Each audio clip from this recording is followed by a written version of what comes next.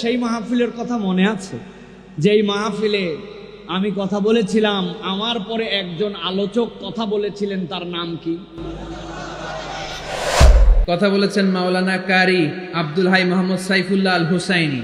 আমার আগেই যিনি কথা বলেছেন, চমৎকার আলোচনা করে, ঠিক কিনা? ডক্টর আব্দুল্লাহ জাহাঙ্গীর আলাইহি রাহমা, ওনার সুযোগ্য ছাত্র, যেমন শিক্ষক তেমন ছাত্র। বাপকা বেটা সিপাহী কা ঘোড়া কুছ না হতো থোড়া থোড়া। ডক্টর আব্দুল্লাহ জাহাঙ্গীরের থোড়া থোড়া পেলেই আমাদের সাইফুল্লাহ ভাইয়ের জীবনটাকে উজালা করে দিবে কে? অসাধারণ আলোচনা করে। মনে আছে আপনাদের? কত ছোট ছিলাম না, কত বছর হয়ে গেল আপনাদের এই জায়গায় এসেছিলাম আমরা। এই মাহফিলটা তখন থেকেই পুরা দেশের আলোচনার কেন্দ্রবিন্দুতে আসছে, ঠিক কিনা? আজকেও ভাইয়ের সাথে কথা হয়েছে।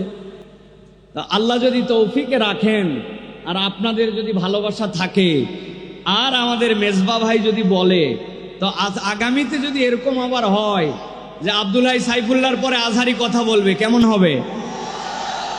রাজি আছেন আপনারা? ইনশাআল্লাহ আপনারা আস্থা রেখেন আল্লাহর প্রতি আর মেজবা ভাইয়ের প্রতি। মেজবা ভাইয়ের সাথে অনেক সুসম্পর্ক, ভাই বললে ভাই আসবে, কিন্তু এই জায়গাতে কেমনে জায়গা হবে? মাঠ বড় জায়গায় নিতে হবে, ঠিক কিনা? যে জায়গায় অন্তত 5-7 লক্ষ লোক নির্বিঘ্নে কথা শুনতে পারবে। আমরা মাল্টিফ্যাপসের উদ্যোগে আগামীতে এরকম মাহফিল দেখতে চাই। আর এত বড় আয়োজন ভাই, লাগছে সন্ধ্যার সময়, শেষ 11টায়, মন ভরে। মাল্টিফ্যাপস যদি একদিনের আয়োজন করে তাহলে বাংলাদেশে মাহফিল না হওয়া ভালো, মিনিমাম 3 দিন লাগবে, ঠিক কিনা? এত বাগান সাজায়া মেজবা ভাই মাগরিবের আগে উদ্বোধন করছে, 10টায় শেষ। প্যান্ডেলারও মন খারাপ, ঠিক না ভাই? এই জন্য আমরা ইনশাল্লাহ আগামীতে কোরআনের কথা শোনার জন্য বড় করে, সুন্দর করে, চমৎকার পরিবেশের আয়োজন যেন আল্লাহ করার তৌফিক দেন। সকলে দিল থেকে বলেন আল্লাহুম্মা আমিন। অনেকেই বলে কোরআনুল কারীম শুনে লাভ আছে না নাই? বুঝে বলেন। এই যে লাভ আছে বলছেন আপনারা, অনেক লোকজনের মন্তব্য ছিল যে কোরআনের মাহফিল শুনে আসলে মনে হয় তেমন লাভ নাই। আমি 2টা কথা কেবল কোট করতে চাই। শেরে বাংলা একে ফজলুল হক, চিনতেন ওনাকে?